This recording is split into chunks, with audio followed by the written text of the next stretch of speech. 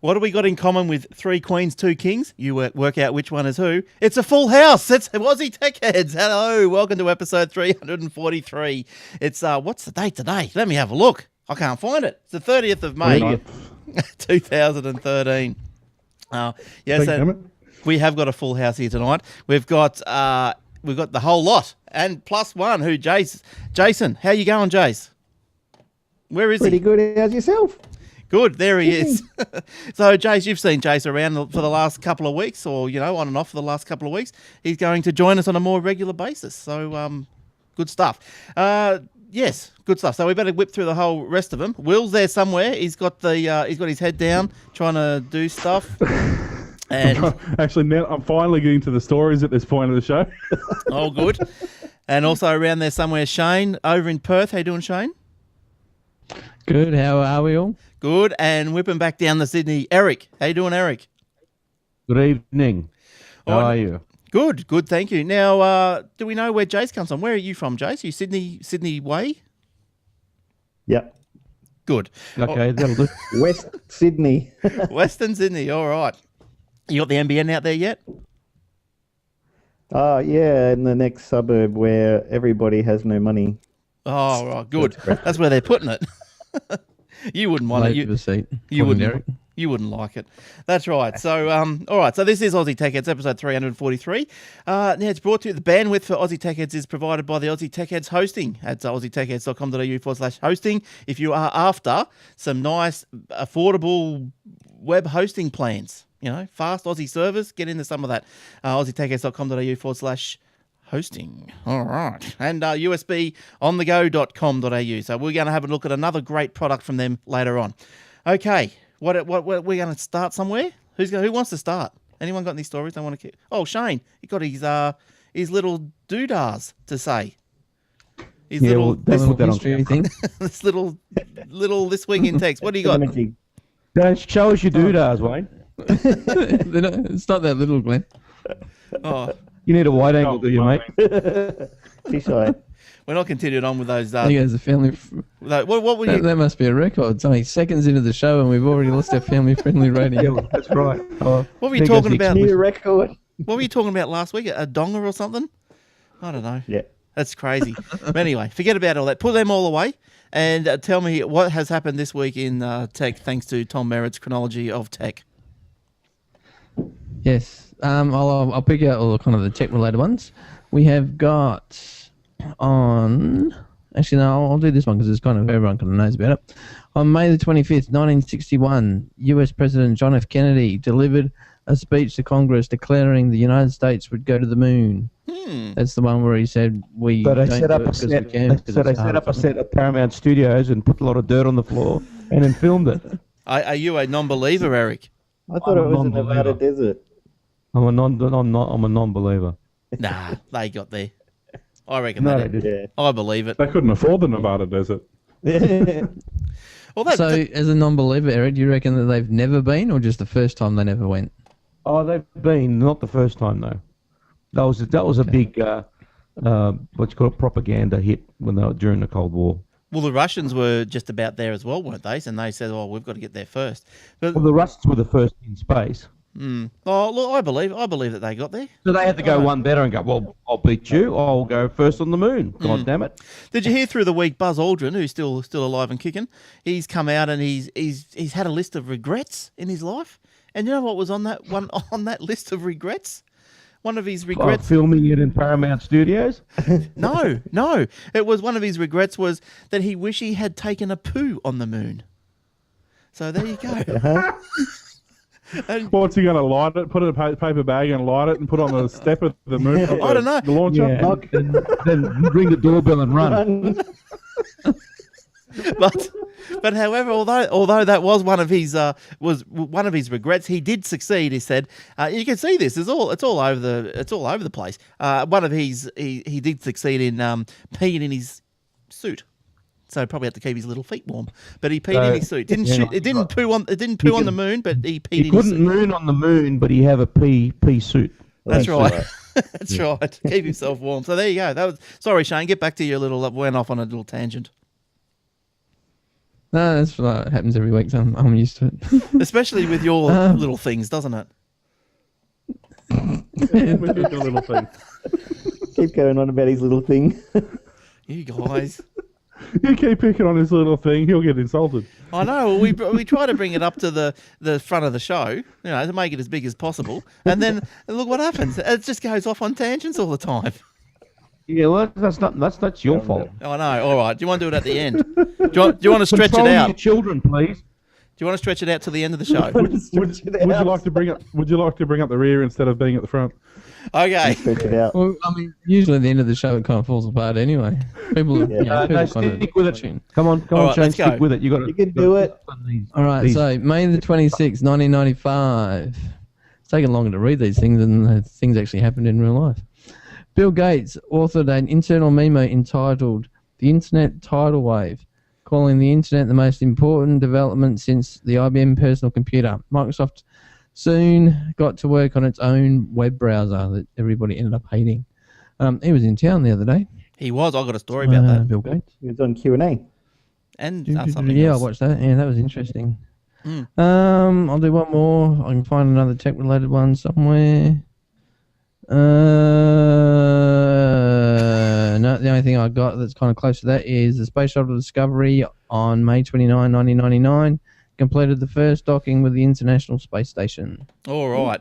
Good stuff. Now, talking about Bill Gates, he was in town. He certainly was.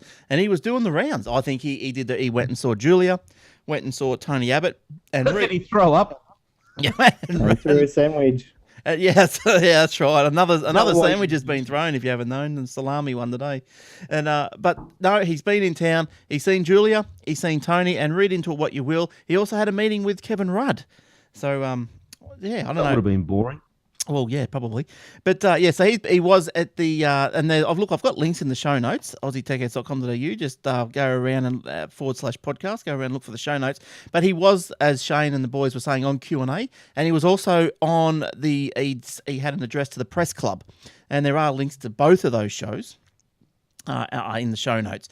So during both talks, he was questioned about the IT company tax and the debate that is raging over all this sort of stuff. Leave it as it is. And well, I think things are starting to move, but I'll get to that in a sec. So he spoke at the National Press Club. He was asked about the Microsoft and the tech giants, including Microsoft. Whether they pay a fair amount of tax. He said, "Well, what's fair?" He says, as far as he knows, that Microsoft is following the rules, and his explanation is quite true and fair as well, because they are following the rules. And I think we were talking about this the other week, Eric.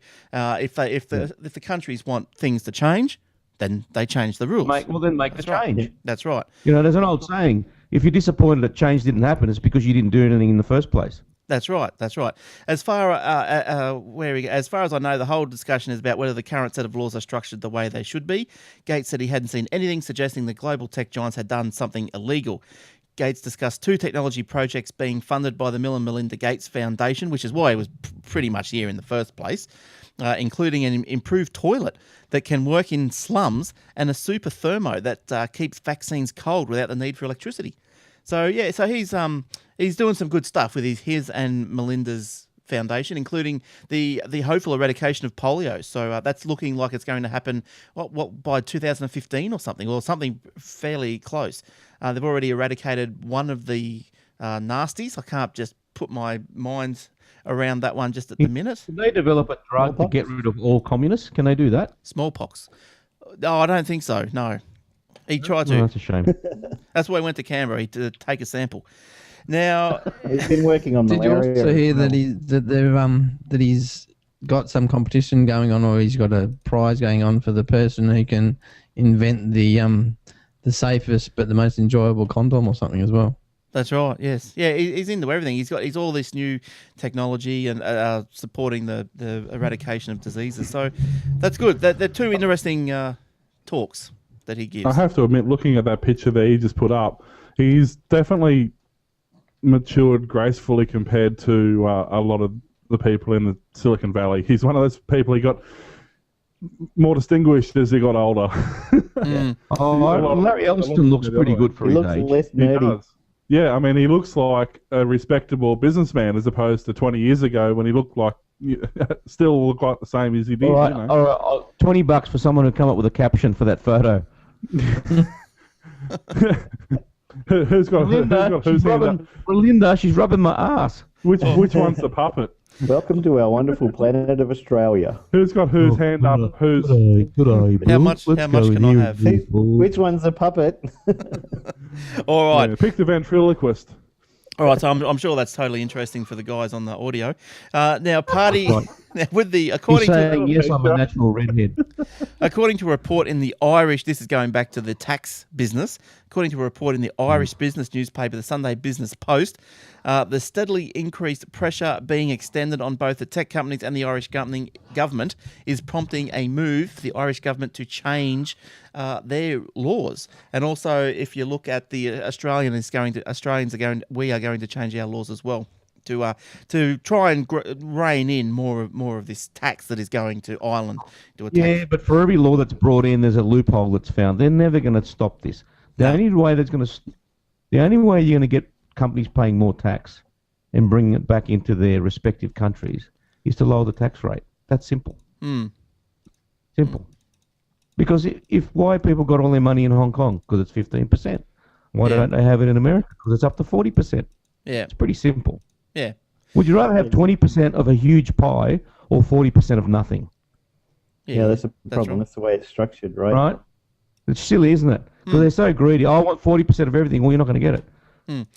Now, Eric, did you have any Apple stories while we're No, I did not. talking about No, you this? keep talking. I'm just going to be a John Dvorak tonight. Oh, so Just one quick one. Yes. You need your bottle of wine. Hang on. I'll get it. Who had a story? Jace. I got a Cabernet Merlot here if you want. Oh, nice. You just pass it through. Apple just announced a new 16 gig iPod Touch model like half an hour ago.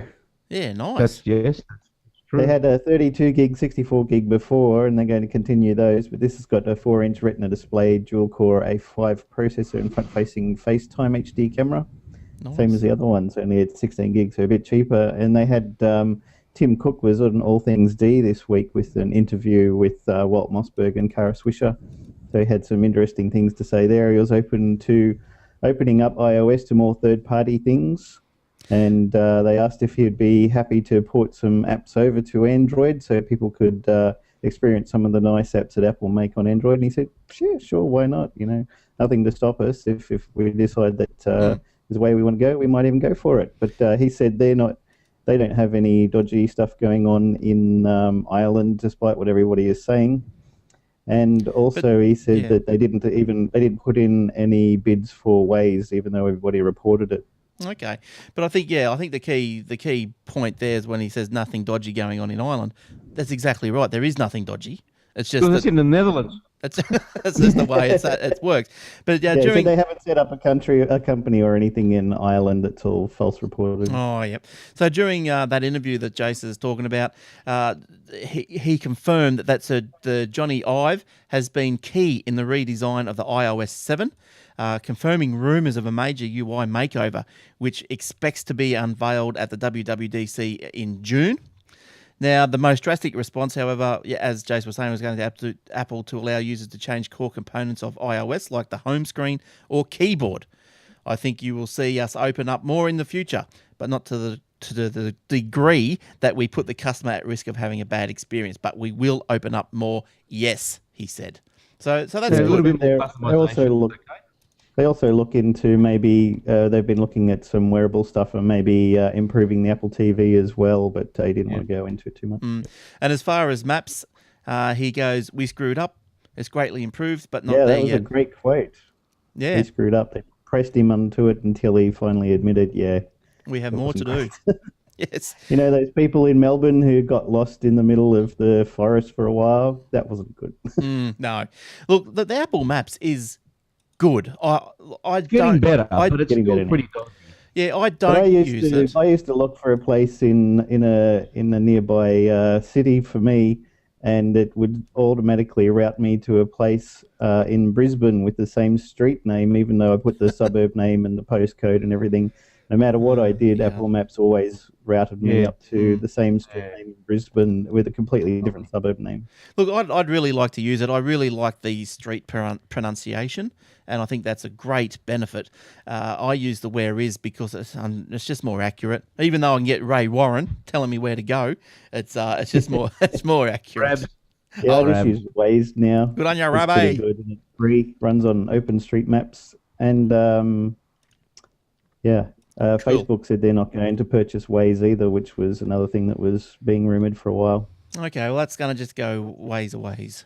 Now, also, just sticking with Apple QuickTime, they've closed some flaws. They've released some patches for fixes flaws. They closed some floors and opened some roofs. And Yeah, well, that's right. So that's what have we got here? Version 7.7.4 for Windows 7, Vista, XP, SP2, fixes flaws, memory corruption, and buffer overflow. So if you've got one of those windows, you want to make sure you've got your QuickTime updated. Okay. Who even puts QuickTime on the computer anymore? Seriously. Doesn't it go auto with iTunes? Who puts QuickTimes on the Mac? On a Mac, it's auto. Yeah, I think you can choose on the PC, but I put it on. There's a few things. I play .moves or what MOVs. Don't you play? Yeah, I use what- VLC that's what- for everything. Yeah, that's what VLC's for. Actually playing files instead of having files crash on you. But also, But what I found funny was QuickTime is what? Me 20-year-old now? yeah. The QuickTime, I was around in Windows 3.1. You know, so... H.264 turned 10 years old today. Yeah, well, there you go. So QuickTime's What's got to 10 years be old? H.264. H.264. Their encoding right. method for MP4's Wow. AAC by Apple, and I mean, MP3s have got to be probably 15-year-old, but QuickTime, Oh, more. you know, you think, say it's 20-year-old, it's probably more, it's probably 25-year-old, but it's up to version 7. Yeah, 0.7, You know, 0.4. like at least IE's up to version 10. But like, yeah, I just remembered And doesn't that work a treat? Yeah, exactly. when Jay said H.264, that's another reason why he put the QuickTime on, because you get the move codecs and stuff for when you encode your video, and I use that for that. All right. Well, see, I use FFD show for that. And it's easy to strip audio out using QuickTime out of a video too. But what happens when you need a transparent background in your video? I don't know. That's what I use. But anyway, I'm sure it's got a use, because obviously it's still going and a lot of people must use it. Well, yeah. yep. All right. But so is Flash. I mean, everybody uses Flash. Doesn't make it a good program. It just means everyone uses it. So that's sort of the same. It's in the same boat. Yeah, that's right. Oh, Will, come on, settle down. Will, I'll throw a sandwich at you. All right. Yes, please. I haven't had tea yet. You're quite welcome to. Now, I think Shane's got an Apple story. I don't think I do. Okay. Well, I've See, got that'll teach you to send your stories in. I've got the same one, so I'll go on with it. It's about the Apple One. The Apple One has been sold at auction for $650,000. 671,000. Was it signed by anyone? 688. Signed by was. Hang on. Have you got a US figure there? Or Euro figure? 500,000. Okay, well, I've got Euros. 516. Right. Don't worry. Doesn't. So they don't even know how much it's sold for. Is the great? Oh well, these Okay. figures differ every week. You should be used to that by now. Different papers, different figures. You know. But Shane, have you got that one yet? Or you want me to keep going? Yep. No, I'm good. Yeah, so it sold for, according to the figures that I've got, £420,000. Oh, that's pounds. That's pounds. That's £100,000 pounds, yeah. different. That's $666,000. Yeah. $542,000. It doesn't say whether that's Australian or American or whatever. Well, it Well, was that's a 688. was a hell of a lot. It was a hell of a lot more than any of us have got. Because when the Apple One first came out, Steve Jobs wanted to create controversy, so he put the price at $666. That's Yep. right. That's right. Yeah, true. Yes. Yes. Will. So anyway, it eclipsed the old record of 640,000, which was for an Apple One. It goes on to sort of say that the Apple One sold by Breaker in November. This is the old one. This is the old record. It does say somewhere in here that it was actually signed by Woz. Yeah, it was signed by thinking- Wozniak, and it also accompanied the original business sales transaction letter. Uh-huh. Uh, I'll tell you yeah, what, it's good I'll money. tell you what, though. Patient. That's a bit funny. They've got Apple One, which was sold for US $666 or Australian $687 in 1976. Now, 1976, I'm pretty sure $666 US wasn't $687 Australian. The Apple One, this Apple One was one of the first 50 built by Apple co-founder Steve Jobs and Steve Wozniak. Did we say this was Wozniak's machine? Yeah. Was it his or was it signed by him? No, it was signed by his. Yes, sorry. Yeah. Yes, the computer consisting only of a motherboard went to anonymous buyer from Asia. So apparently there was only two. Was the first one of the first 50 built? Okay. There's only There's only a couple floating around that still work, apparently. Yeah, there's only 6 known functioning left. Yeah, right. Now, there's another one that I grabbed just quickly through the week, was this story again. It's about, PC sales are dipping. Well, global personal computer shipments face a deeper than expected 7.8% slump this year as tablets overtake laptops for the first time. According to this report by this joint IDC, by 2015, tablets will outship not just laptops, but all PCs, and PC shipments are expected to fall an additional 1.2%. But look, I've said it before, and this will be the last time I'm going to read one of these stories because I'm over them. But I think, and I believe, that the numbers of PCs are falling because the PCs, yes, they're getting older, but the OSs are getting lighter, and so you can put the latest OS on a machine that's older than Vista. Okay, so I agree. Yeah, so I agree. that's why they're falling. Run on really old machines. In days gone by, the only way you could put a new operating system in was to get a new PC. That's right. And that's the thing. That's only sales figures. It's not how many are in existence. Right. If you think about it. If they're still selling that many, the growth must be increasing because they're not getting rid of as many as they used to, as you said. So there's actually got to be more PCs around now than there was. Yeah, that's what I reckon. Yeah, look, and these things go in trends as well, because at the end of the day, let's take it to its logical conclusion. Everyone just keeps not buying PCs or laptops, and everyone keeps just buying tablets. But then what? Then you think, I've got to do something, need a PC. I'll just note that time down. Thank you. Now, at the end of the day, everyone, there's not one person on this panel that doesn't need a laptop or a desktop. Yeah, look, there's going to be... I've got, I've got 4 screens on here. Like, you can't have 4 screens. You can maybe have 2 on a laptop. You can't have 4 iPads in front of you. How ridiculous. But you can have 4 Android, those little Android machines. I only got 1.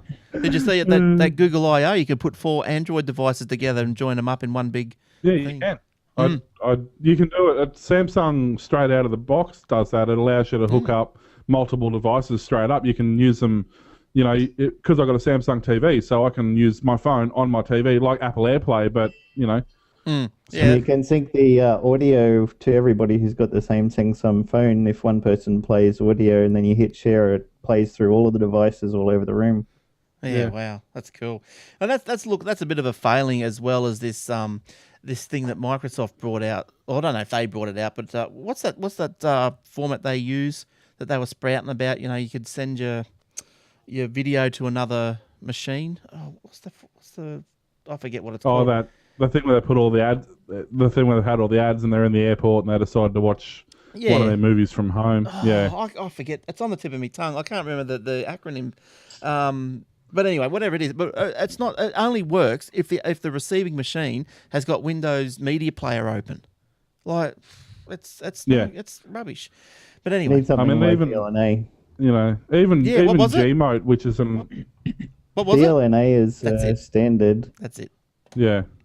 Not just Microsoft though. That's built into a lot of machines. Yeah, but the Microsoft you can one. Even get apps for your iPhone and Android that'll output DLNA standard. Yeah, I mean, even like Gmode, which is a remote control to let you control your Windows PC or whatever from your phone. It has a media play option where it scans every computer that's attached to that network, and all the media that's on there, it lets you scroll through and play anything that it can find. So it's not fussy. No. Now, Shane, Xbox. What's going on with Xbox? Xbox has Microsoft files complaint to acquire Xbox One website. So basically, it's a story about someone who apparently years ago has actually bought or owns the Xbox One URL or domain name. Well, if it's years ago, well, have they got a complaint here? You reckon? No. Prior art. I don't think they have. No. Is it? No, it depends if it's an active domain or if they're squatting. Are they squatting? Can someone have a look? XboxONE.com. According to the story, the Whois info for both domains suggests that they were registered on December 29, 2011 by Krasmira Ivanov. Wouldn't be Russian by any chance. No, no Russian. You talk funny. He lives in London though. Because there's two domains that they're jumping up and down about. Microsoft has filed a complaint over xboxone.com and xboxone.net in hopes of taking control of the domains, according to Fusible, which is obviously some sort of blog or media outlet. Microsoft disputes the dispute is filed with the National Arbitrations Forum, gives the case number, and just basically goes on to sort of say that they want the domain back off of these people that bought it in 2011. Well, yeah, of course they do. But look, I hope they don't get it. If it's truly was it active? Did anyone find out if it was active? Oh, we'll come back to that. I can't load up anymore. I'm out of bandwidth. All right, Shane, can you see if that's active, please? I've got another Xbox One. Loading it up now. I got another Xbox One. No, it's just parked at GoDaddy. Oh, take it. Okay, well they'll get it then. Yep. Yeah, they're just squatting.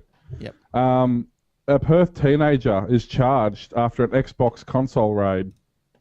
Now that's the heading of the story. Just remember that according to the heading of the story, that's all about the Xbox. A Perth teenager whose house was raided by police after he allegedly tried to sell a kit for Microsoft's new Xbox console has been charged with several unrelated offences. He's a bit naughty, that one. He's got a development console that was the original Durango development console from like a year or two ago, where you're supposed to only go to developers who pay money for it, and he tried to sell it on eBay, and they had it pulled down from there, and now the government's trying to figure out what to do with him, and so Microsoft, because they want to sue him about it, and so he set up a trigger on his FTP server that if they sent him to jail, it was going to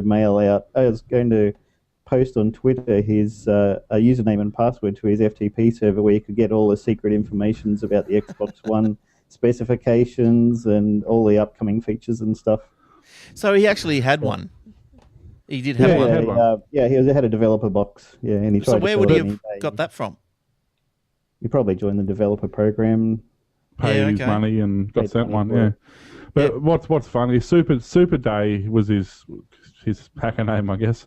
But he tweeted that as the FBI were entering his property, he tweeted that an FBI agent is in my house. But basically, it's funny. They at the end of the story, it says that police said today they could not reveal what the teenager had been charged with, but said it had nothing to do with the Xbox. Yeah, well, there you go. So in other words, they good. So that headline was accurate. Excellent. So they charged him with everything, daywalking to bloody everything. Yeah, pretty much everything they can hold him with, and then they leave it up to Microsoft's lawyers to go, well, this is public now. Do you really want to charge him, or do you want it to go away? And everyone have a super day. That's right. Now, Will, these are little USB to go.com.au. Yes, they are. Now, we've got a little card reader. Let me show you what a card reader is. Now, tell us about one of these. What do these things do? All right, well, I mean, everybody knows what a card reader is, but just in case you don't, basically, it's a device that allows you to run everything from SD cards that you have in your cameras, CF cards, Sony Duos, all the different sorts of memory format, and swap and change. Now, traditionally on a phone, if you're lucky, your phone's got a micro SD, but that's about it. But what this kit allows you to do, the same as the other OTG stuff, which is on the go, It all plugs into the micro USB port on the back of the device. It comes up, says, would you like to activate this device? You say yes, give it permission, and then basically your phone turns into, or your what would normally be a input only, so for charging or for sending data backwards and forwards to your computer, now takes control of your card reader, or in this case it's the card reader, and you can use it as an external storage device. You can read, say you're going away and you've got 32 gig on your phone, where you might want to back up your camera, take the SD card out of your camera when you're on holidays, back it up onto your phone, so you've got 2 copies of that, things like that. So and if you've got an HTC One like me, where it's got no removable memory card that you couldn't plug into something and read, that'd be great. Yep. Yeah, exactly. Something like that. It's a good way to back up your phone, especially if you want to do an update or you want to just clear it out. You can do it that way, back it up via that way. Obviously, the OTG, as we've said the last couple of weeks, also supports everything from keyboards, mice, basically anything USB, external hard drives, right through to the cigarette socket, the high output cigarette socket. And they're doing the deal at the moment, the Humble Bundle. I hate that name. I really do. The Hummer Bundle. It is what was that price in there, Glenn? $24, $24.99, something like that. We'll go back to them. And it basically gives you all the stuff you need. Gives you your OTG cable, gives you a couple of those, gives you the cigarette socket, gives you the card reader, gives you a couple of the various adapters for charging and for running a USB device at the same time. So $25, saving $33, free postage Australia-wide. All this stuff is free postage. For that price, if you walk into WOW, or not WOW, they're not open anymore, JB or Officeworks, you could buy the cigarette socket adapter, or you could buy the whole lot for the same price from USB on the go. That's right. And save yourself some money, support an Australian company, and get something that actually works. Now, a lot of people say, yes, you can get these cheaper on eBay. Yes, you can. I went through about 10 before I found one that works. So it actually cost me about $45 to buy one $4 cable. So they're a Chinese product. Okay, that's fine. But the difference is they bring them over, they test them, they test each cable, they make sure they work, they check them on the devices they're supposed to work on to make sure they actually do work on that device, to make sure they even have the right plug on the back. So, yeah, and as you saw by that had Belkin on a couple of those things. So they're good quality components. That's right. So check them out. usbonthego.com.au. Well done. Now, if you want to, I have a couple of questions. Yes, question away. In relation to to them. Yes. On the ad that you've done, Glenn, you mentioned that you can use them with Xbox and PlayStation controllers. How does that kind of happen? The USB controllers, the hardwired ones. Yeah, because am I right in saying that these are only for Android devices, or do they work on mostly Android? I'm not sure if Apple supports OTG stuff. I know Android does. I think it's more Apple probably has its own variant on that. Yeah, it's probably more of the You would point. need a lightning connector. That's right. And usbonthego.com.au does have the lightning cables as well. So you can jump on there and get some Apple products. I'll tell you what they've got. They have cases, they have chargers, they have, and also with that Belkin cigarette socket adapter, because it is a high output, it will charge iPads as well. It'll charge a lot of those higher devices that the cheaper ones won't charge. So get involved in some of that. Look, I'll talk about the Apple stuff next week or something. But also, if you want to get your hands on a white UTG cable, that's OTG cable, on the go cable, to plug into your compatible Android phone and plug a USB device in, I'll put a link to usbonthego.com.au on the Facebook page, on the Aussie Tech Ed Facebook page. Leave a comment. Okay, and you could get a white or black on the go cable. So make sure you do it. I was trying to find my PlayStation controller, USB controller, just to show you. But basically, what happens? You plug it in, you allow the OTG, you turn it on, it works. You load up your game, and you can use the controller in the game. So yeah, it does work. Obviously, the game has to support it, so it's more than just the device. The application using has to support that process you're trying to do as well. All right. Now, Jace, what's YouTube up to they're up to something. What are they up to? Yeah, YouTube's got a new feature on there that's going to allow you to add slow motion to your video once you've uploaded it. So apparently there's a team that's called the Slow Mo Guys, and they've got over 2 million subscribers for doing some cool slow mo stuff on YouTube. So you wouldn't want to try that out. You wouldn't want to be more crappy slow mo. You wouldn't want to get sacked from that team for going too slow, would you? No. But I mean, the difference is proper slow motion is done with a high-speed camera that shoots at thousands of frames a second to give you a slow motion. You slow down something that's shooting at 15 or 20 frames a second and you halve it or quarter the speed. Their technology makes the slow recorded camera's video that's in slow-mo smoothed out, so they do some interpolation, I guess, in between frames so that it doesn't look too crappy. Yes. So that's just going to be part of their editing suite. Is that right? Yes. Right. So that's actually not getting too bad there. Tools and audio editing transitions. Their online stuff's not too bad. I've actually used it a couple of times when in a pinch. And it's for the average person. Upload a video from your phone, throw it up on YouTube, get home, spend 5 minutes, edit it. It's fine, you know. Yeah, cool. All right. You happy down there, Eric? You got anything to say? Yeah, I just got my cup of tea. Oh, nice. What sort are you drinking tonight? You are a real John Dvorak, aren't you? Disappeared during the ads, go and make a roast or... No, I was basting my meat. Yep, you're definitely John. All right. Now, did you hear this story through the week? I have a very bad attention span. Let's just put it that way. Yeah. Did you hear this story through the week? Chinese hackers have hacked into ASIO or into the Australian government. Oh, no, they haven't. Not according to the government. Oh, what? No, they haven't. John. Liars. Conspiracy. It's Tony Abbott's fault. Yeah, it probably was. It was probably him. Now... They're trying to fast track the NBN. Yay. They'll probably be finished by now if you let them have it. Let the Chinese do it. Yeah. Chinese hackers have stolen the blueprints for the new $630 million ASIO building in Canberra. Hang on a minute. Speaking of stealing, they've stolen that design from Steve Jobs. Yeah, I was going to say that. So who's stealing what now? Well, that's Steve Jobs' design. Are you serious? Because that's what came up. I've just got a picture up here of the design of the building, but that looks like the spaceship that they want to build in Cupertino. Yeah, okay. They've started building that, haven't they? Yeah, I think they're going to... No, they haven't, but it's still getting approval. It's a big bloody building. Well, maybe like that, basically, except... Maybe the Chinese thought they'd stolen it. Maybe this was all a ruse. They hacked into the Apple's backup server in Australia.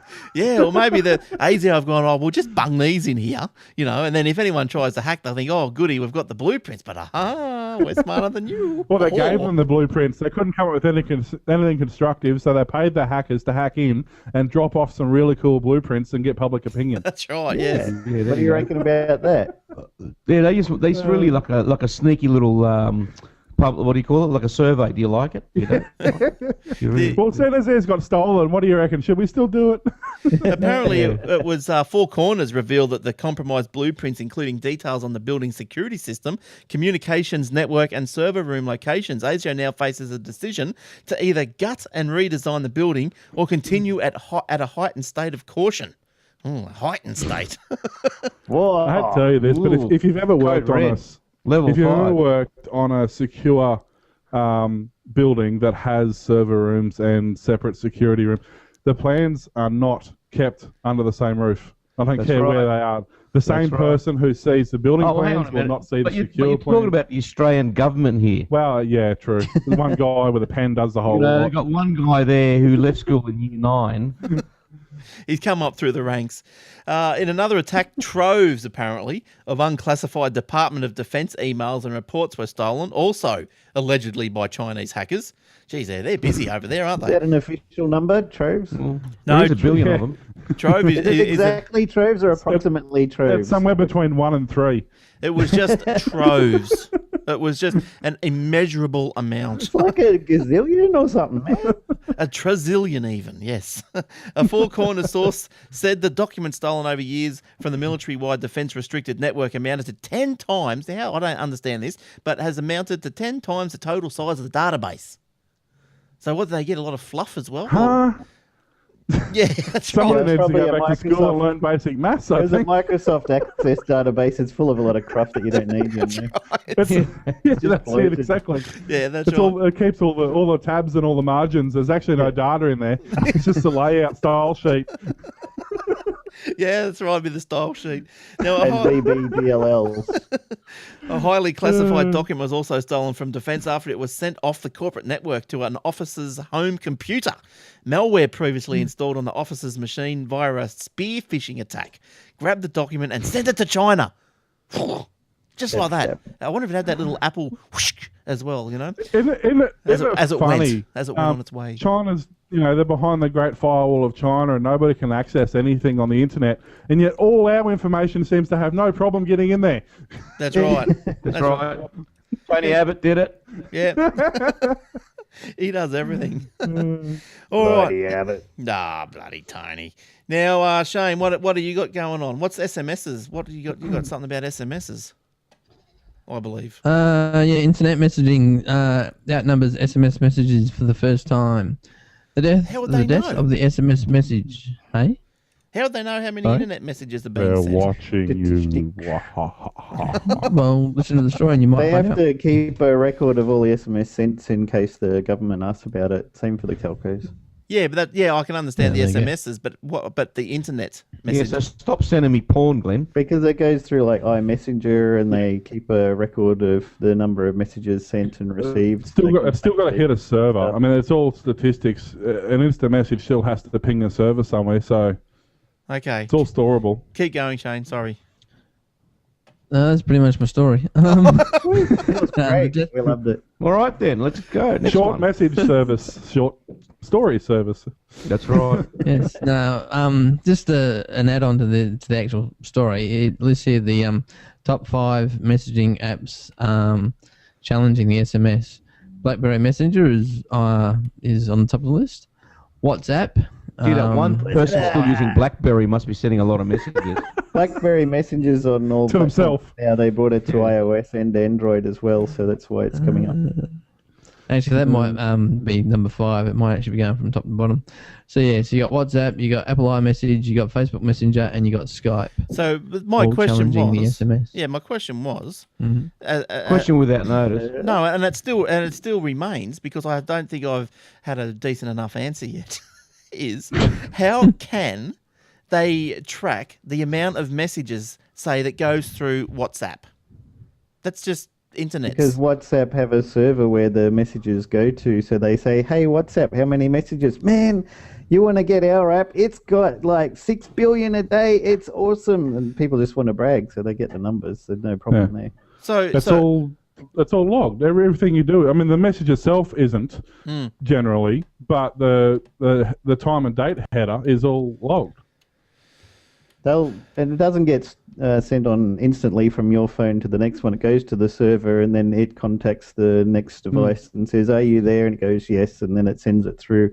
So because TCP/IP has to go through a handshake before each transfer and stuff. So, but then say with the Skype. So are they counting every instant message that I send? Every chat message? Well, they have to because most of them keep history as well. Yeah, even for no other reason, they have to do it to keep ahead of their bandwidth usage.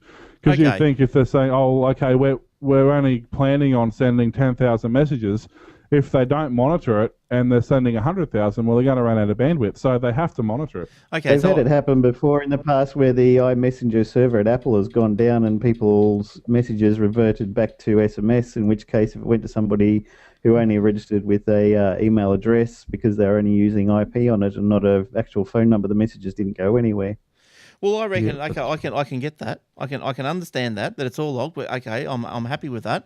But what I say is then this story is rubbish, because the instant message. Of course, instant messaging. Are you calling it? Yeah, it's Are you rubbish. calling it? Of course, instant messaging is going to outnumber an SMS. If I'm talking to someone on Skype, I would be doing 10, 20, 30 times more messaging than I would be doing on an SMS. Of course. So this Because it's quicker for a start. That's right. So this But death of SMS. They're probably talking. Are they talking about mobile Skype and mobile WhatsApp and mobile everything? Or yeah, I think that's what they're talking about. Yeah. Well, it doesn't So say you that. still would be Also, yeah. messaging on a mobile device. But people are doing it a lot more. The main reason that it's becoming more prevalent is because if you've got an iDevice, all messages, unless you specify otherwise, go through internet, through the iMessenger, and not through SMS. It only goes through SMS if it can't go to iMessenger. Yeah. So everybody who's got an iPhone, by default, is going through internet, so it inflates these numbers. Well, what's it? Okay, I still believe it would have happened years ago, not just now. Well, not on mobiles, because it's only been a recent thing that data's got to the point where you're not too worried about using it. No. You know, it's been a fairly limited resource. SMS you got all these phone plans that are unlimited SMSs. You got teenagers that use SMS like they're just chatting to the person next to them. So usually the person is next to them. Yes. Yeah, that's it is in the same back seat. That's right. All right, now good news for everyone that hates the Windows 8 with no start button. Hate it. It's a tease. This story. The headline is a tease. The headline is Microsoft reinstates the start button, but no, liar. It's on a mouse. And also boot to desktop. And also boot to desktop is coming back as well in 8.1 Windows 8 Blue. What do you mean? So instead of the start button doesn't bring up Windows the 8.1 blue screen. Hang on, one at a time. JC, I want to know what this boot to desktop is. Same as, with Windows 7, you boot and it comes up with a desktop. Okay. With Windows 8, it always came up with the Metro screen with the live tiles and stuff. Oh, fair enough. Yep. So your boot to the desktop like you can now is going to be an option. Right. But it's going to have a Windows button in the bottom corner, and if you press that, it brings up the Metro live tiles. It's not going to bring up a menu like it does, start menu like it does with all the other Windows that have been out. Okay. Will, what was your thoughts? I was going to say, what do you mean? They've released an entire version of Windows and then rolled it back to Windows 7. Ding, ding, ding. Right. And Eric, you that marketing strategy didn't work. Let's try again. I know. Let's use Windows 7. That works so well. You know what they're gonna do next week? They're just gonna call it Vista and be done with it. They're not Longhorn. But Windows 8 Vista. That's right. The good old Windows Longhorn. 8.1 blue screen. Longhorn 3.11. Networking. It's a piece of garbage. Nah, it's good. I like it. Now, but you're gay. But it's not coming. It's the start button is not coming back to the desktop. They've put it on a mouse. So if you want, which you have to buy. Yes, that's right. Here's a little picture of the mouse for those on the screen on videos.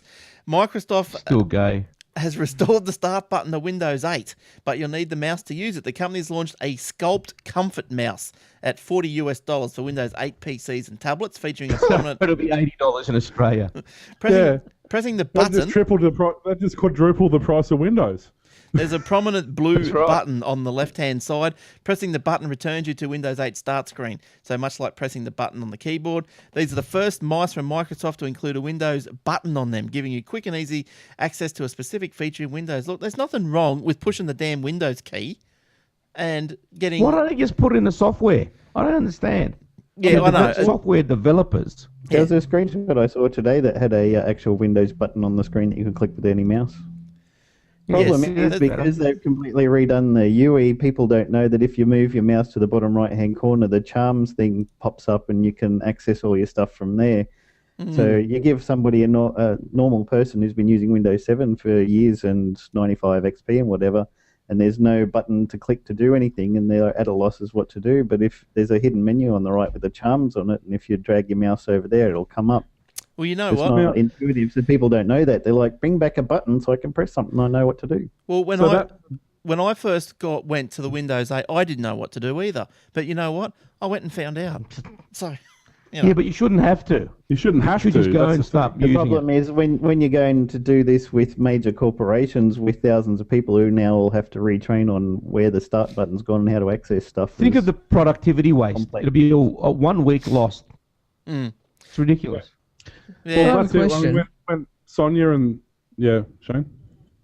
I mean, it's been a while, but this isn't the first major change to a GUI that Microsoft's done. I mean, there was a major difference between 3.11 and Windows 95, and okay, fair enough. It's been fairly similar since Windows 95. But there was only 3 people that used Windows 3.1 that wasn't transitioned. I mean, it wasn't a mass multi-million user base that it is now. Really? Yeah. No, not and as it much. just change it overnight like that. It just throws people for a loop. Well, how can they? What do you mean? How can they change it not overnight? Just put half a button there in a version, and then take it all away. Like they've decided. How about working on other aspects of it rather than the GUI? Leave the start button there, and when they press it, a big message pops up and says, "Press that thing over there. Move your mouse over there." And this chums thing will come out, and then after a while they can just get rid of it. Look, Just bring back the paperclip. Look, we don't have these extended and never-ending arguments when Apple deletes something from their GUI. They don't That's have. because 11 people use. They don't have. And they're fanboys, so they're not going to complain anyway. Have got the PC. But they do it a lot better. That's true. When Apple does do a implementation, intuitive. generally it works. Yeah. They don't even have a start button. It's like saying you buy a new car and go, can't find the ignition switch. Shit. Don't you be starting on that. The amount of Where's cars the that I ignition fit batteries to that don't have buttons to start the bastards. What? That happened to me the first time I drove electric car. I'm like, what the hell? How do you do? I spend 5 minutes fitting a battery and 45 minutes trying to find where to put the key. Yeah. Yeah, it's hopeless. You want to see my key? It's not actually a key. Yeah, it's a sensor cat. But you've still got a start button somewhere usually. Oh, yeah, right. Yeah, I got one of them. Oh, you audio people, it's great. Yeah. I got one. It's just I mean, a lot of cars have just a thing you can leave in your pocket. You haven't even got to do anything with it. But it's just you've usually got a start button. But the problem is, but as you said, it's diversity. Some cars you can jump in, press start. Some you've got to put your foot on the brake, put it in park, press the button for a certain amount of time. There's no standard Left which leg in, left leg out. Everybody unhappy. Yeah, and if a car can have a start button, why can't Windows 8? There we go. There you go. There you go. Locks on it. Well, look, I can't see what the problem is. I agree with Eric that there's going to be some retraining in the workplace, but geez, it's just one button on the keyboard. It's Stop being gay. Yeah, but what the problem is going to be now? They implemented Windows 8. They had it the way they wanted it. They've gone, nobody liked it. In the meantime, businesses are going, this is how you use it. We've just spent 2 weeks retraining you. Deal with it. Oh, hang on, there's a new service patch out. Oh, it's back to the way it was before. Forget everything we just taught you. No, but it's not. The start button's not coming back to the screen. It's only on the mouse, apparently. Oh, so now businesses have got to roll out, They're going to buy a new mouse for everyone. Coles has 20,000 people. Now got to buy $40 mouses at 20,000. $20,000 $40 mouse. There's a button on the keyboard. Hello. There's a button on the keyboard. Hello. It's been on the... Not all keyboards have it. It's been Not on all the... keyboards have it. Bull. Only a 104, 105, 106 has it. 101 don't have it. How old are they? So there. A brand new one. I've got one right in front of me. I Show refuse me. to have one because the button's annoying. You don't believe if you're playing it, a man. game, if you're playing a game and you press the Windows button, it freaks everything out. So I bought a keyboard specifically to not have it. All right. Okay, fair enough. All right. But I do have a 14-button mouse that cost me $12. 14 So surely one of those would, be able to open Windows, the start bar. You can macro it. Even with my mouse, I got a little Logitech thing. It must be 5 years old. You can even program its buttons to do whatever you want. Yeah, I was going to say, this thing's like $15 and you can program all the buttons. And Oh, we're all sharing our mouse. There's my mouse too. See, look. Isn't it shiny? That's a nice one. You're flashy. Oh, yeah. I've got it's 2. Microsoft as well. Oh, no. Wow. You need the comfort supreme. Yeah. Now, Caterpillar. We all know. Is that you work for Caterpillar? Are you working for Caterpillar, Shane? Or something like that? Is to sell... Last week I do at the moment, yes. Not, hang on, just check your emails, mate. Well, he goes to the office. Whether he works is... That's right. Now, now Caterpillar... every day. Now, Shane might be able to throw some light onto this, but he's probably not in that section. But Caterpillar is set to sell a package of sensors, alarms and software which detect when a truck driver is about to fall asleep. There you go. How good is that? Got to be going off every 5 minutes. Now, BHP Billiton... Take more tablets, more no-dos. buzzes the seat. Now, the BHP Where's builds... the meth lab when you need it? He'll be falling asleep all the time then. BHP Billiton and gold producer Newmont Mining have already carried out trials. The firms believe it outperforms earlier systems that needed workers to wear special equipment. The product was developed by Australian firm Seeing Machines, which secured the tie-up with Caterpillar after a panel of experts selected it over 21 rival technologies. It will cost up to $20,000 to install on each vehicle.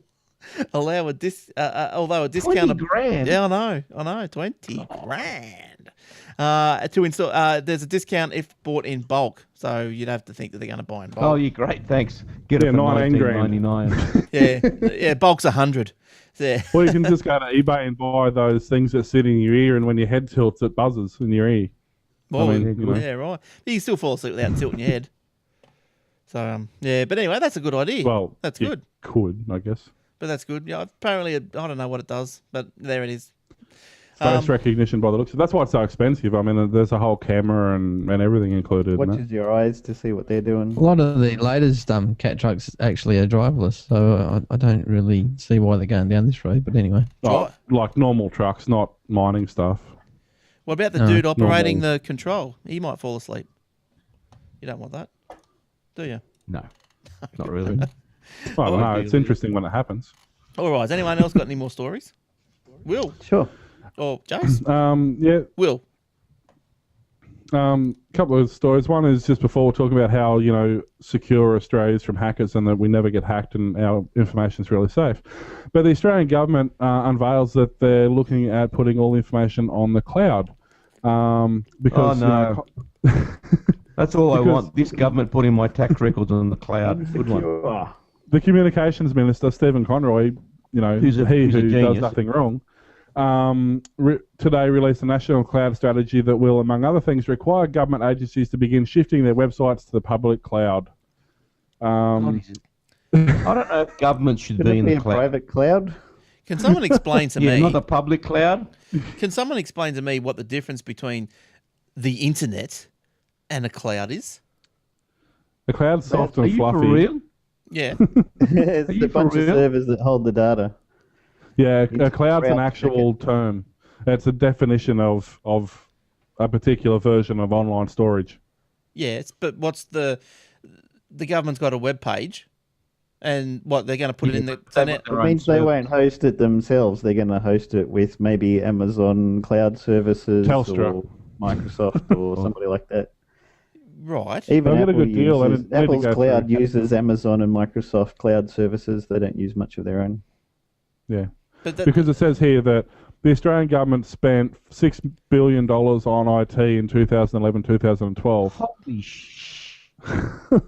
They just get another company to host all the data, basically, rather than having it looked after themselves. And they have to hire somebody to manage the servers, update them, protect them, back them up and stuff. So they just... Because it's working so well for them so far. People, basically. Yeah, but pretty much. Okay, when you're talking about companies, all these companies, we're going to go to the cloud. We're moving to the cloud. But what are they doing? Are they got their own infrastructure as well?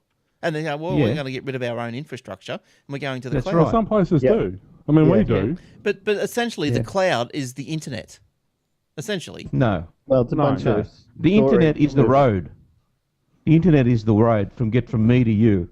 That internet lets me I thought the internet was a bunch of pipes. Well, that's the road. Tubes and transistors.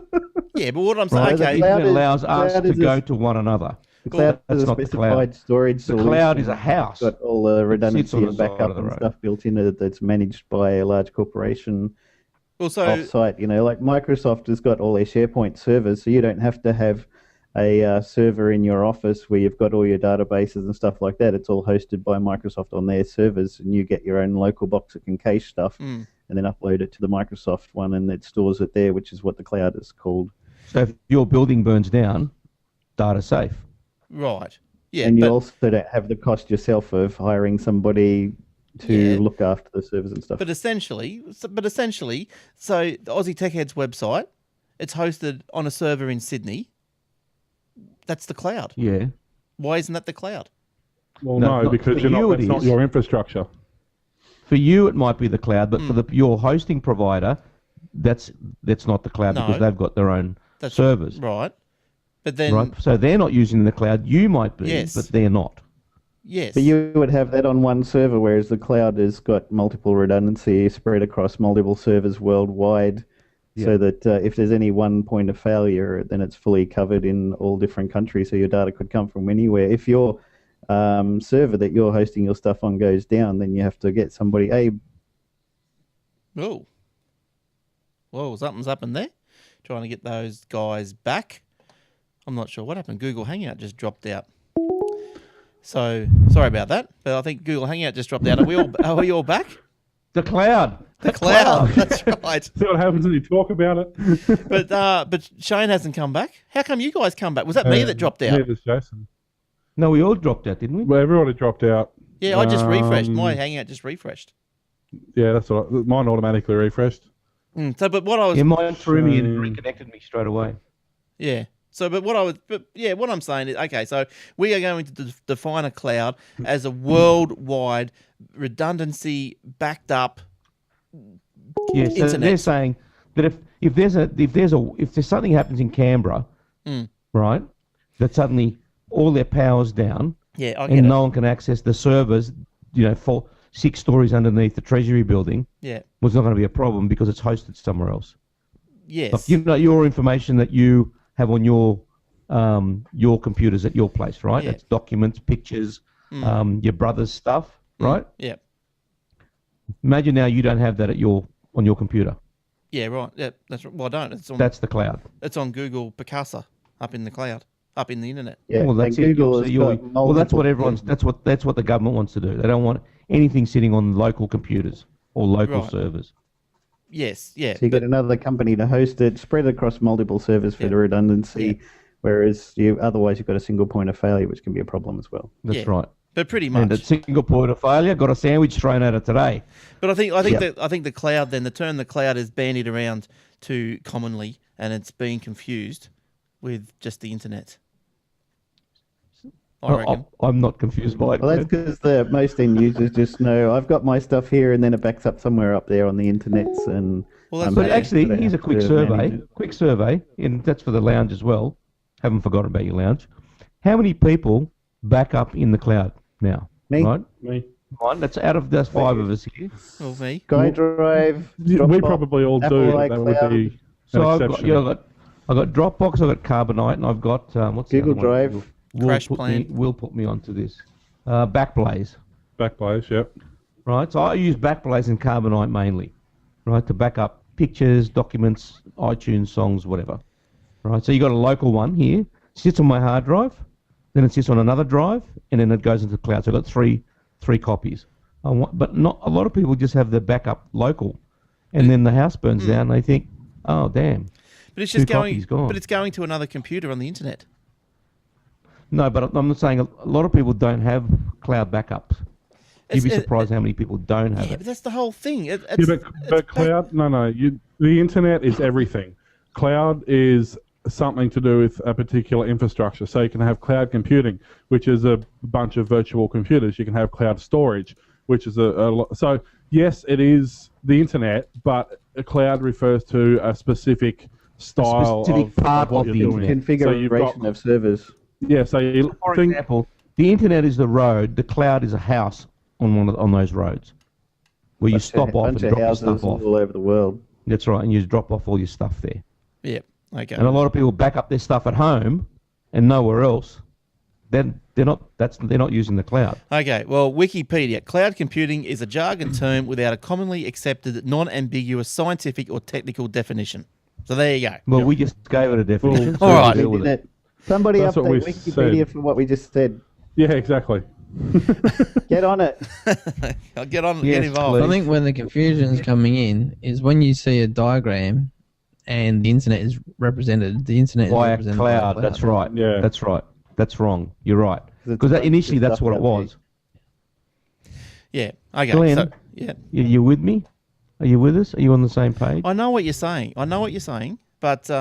But it's a very loose term for what? Oh yeah, Really? but so Pretty simple. Well, Jace, you want to reach over and slap him? You're right next to him there. the internet superhighway is a horrible term too, but back in the day, that was what everybody knew. Yeah, it was the best description that they could come up with. Yeah.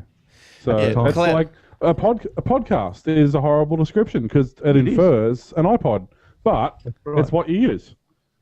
The popularity. You want to be looking up cloud storage more than cloud computing in Wikipedia for what you're looking for. That's why it's getting lost there. The popularity of the term cloud computing can be attributed to its use in marketing to self-hosted services in the sense of application service provisioning that run client-server software on a remote location. Okay. This is what we said. Cloud storage is a model of networked enterprise storage where the data is stored not only on the user's computer but in virtualized pools of storage which are generally hosted by third parties too. Hosting companies operate large data centers and the people who require their data to be hosted by or lease storage capacity from them. The data center operators in the background virtualize the resources according to the requirements of the customer and expose them as storage pools which the customers can themselves use to store files or data objects. Physically, the resource may span across multiple servers. The safety of the files depend on the hosting websites. Yeah. For example, Glenn, I've got Exchange server for my mail. It's hosted at the office, right? Right. On my server. Yep. So if I turn my computer off, I can't get mail anywhere. Yep. So if my computer goes out in the office, I can't get mail at home on my iPhone. Yep. Right? But if I had it hosted in the cloud, wouldn't matter if my computer turned off at the office, I'd still get it. Well, I know, I understand that, but I'm just saying. But it doesn't matter if it's distributed across hundreds of servers worldwide for redundancy. I think that's which is not what the standard computer or internet storage is. Usually, when you store things on the internet, it's on one server in one location, maybe two if there's a backup redundancy. But for the cloud, it's distributed across multiple servers worldwide. Yeah, that's the proper definition. Correct. That's the ticket. That's what I'm looking for. Good stuff. Right, okay, move on. Moving on. Well, we're at the end of the show. We've clouded ourselves out of existence. All right. Oh, Jace, did you have any more stories, Jace? There was just one more quick one there that Google Calendar has been updated for Android. So you've got a bunch of custom colors and things that you can now add onto your calendar entries, but you'll have to go to the Android Play Store and download an update. But nice. It's all sort of flattened out like they are expecting the iOS to do. It seems everyone's doing that, like Metro, and Android's doing the new Holo theme, which is all flat and rectangular, and now the Apple's going to do the same for iOS. Yeah, and it's all flat. That's where it's going. Will, do you have any last ones? There's a couple of quick ones. This is basically a 1 minute story. Within the next 60 seconds, more than 200,000 people will stream internet porn, upload 27,600 photos to Instagram, execute more than 2 million Google searches.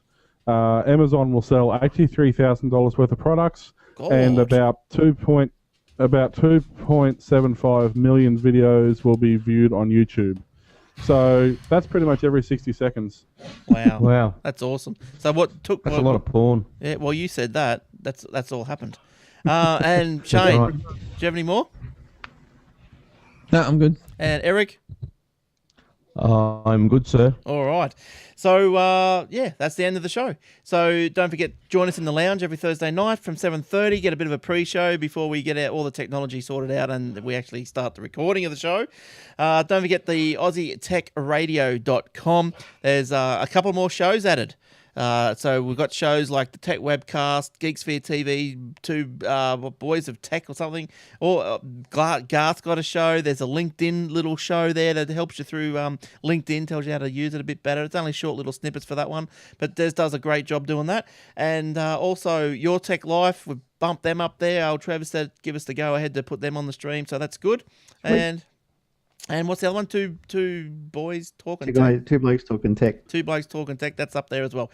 So if you've got nothing to do and you're out and about, Shoutcast app on your phone. It's search for Aussie Tech Heads and you'll find the stream 24/7. So you won't go without anything. So that's there. If you want, and we switch. Sorry. I was going to say, just remember that we switched the stream live. So when we're actually recording the episodes, the audio stream goes live. So if you're at work, you've got no excuse. That's right. So that's right. So if you want to hear the show live, if you're in the car and you're normally at home, you're running late, you're on the train, and you want to hear the show live, just jump in. Will switches over the live feed from 7:30 Queensland time.